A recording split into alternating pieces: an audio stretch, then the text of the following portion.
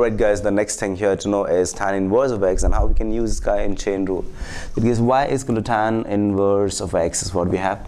Differentiation of this would be 1 by 1 plus x squared. Alright.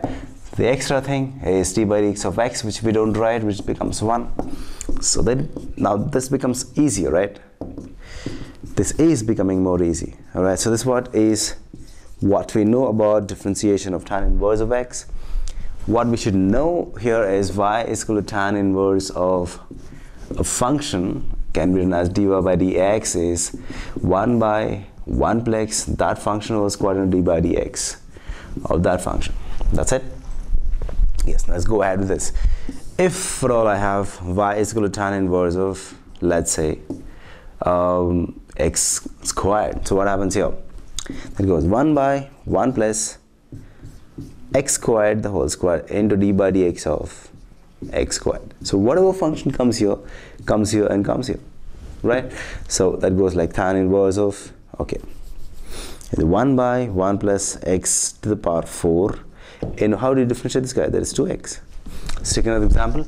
For all I have y is equal to tan inverse of, let's say, sine x. Okay, so what happens? 1 by 1 plus sine x, the whole square in differentiation of sine x according to this formula. See, whatever comes here should come here and here, as in whatever came here, x, x and x. It's like that. Alright, so what happens here is 1 by 1 plus sine x the whole square into cos x. That's your answer. Right, so now we understand exactly how we can use inverse trigonometric functions in chain, right? That is in the composite functions, basically using the chain rule. Let's try to understand how y is equal to secant inverse of x is used in chain rule. So it says this, right? So dy by dx is what?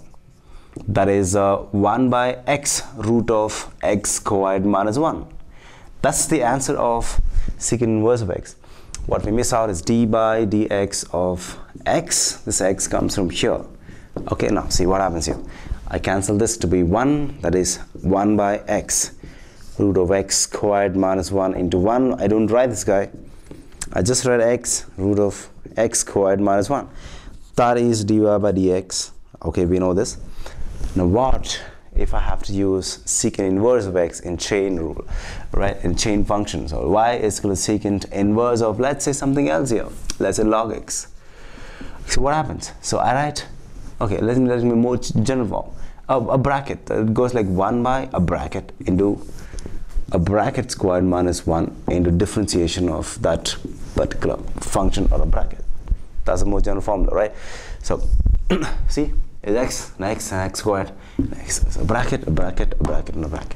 So now if I have y is equal to secant inverse of, let's say log x this time, what happens here is 1 by log x into root of log x the whole squared minus 1 into differentiation of log x, and that's what it is.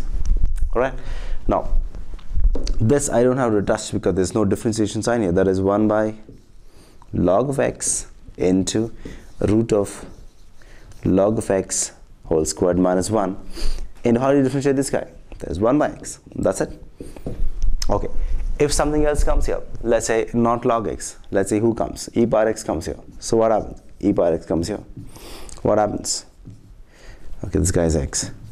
Here you get e power x again. Here you get e power x again, correct? So similarly, I'll get e power x here and here, and this would be the differentiation of e power x, that is e power x itself. So I can see this e power x remains e power x the whole squared. This is e power x itself. So you can do as many number of problems using the logic. So to get this through very straight, the logic is more important. How do you use trigonometric functions? We learned.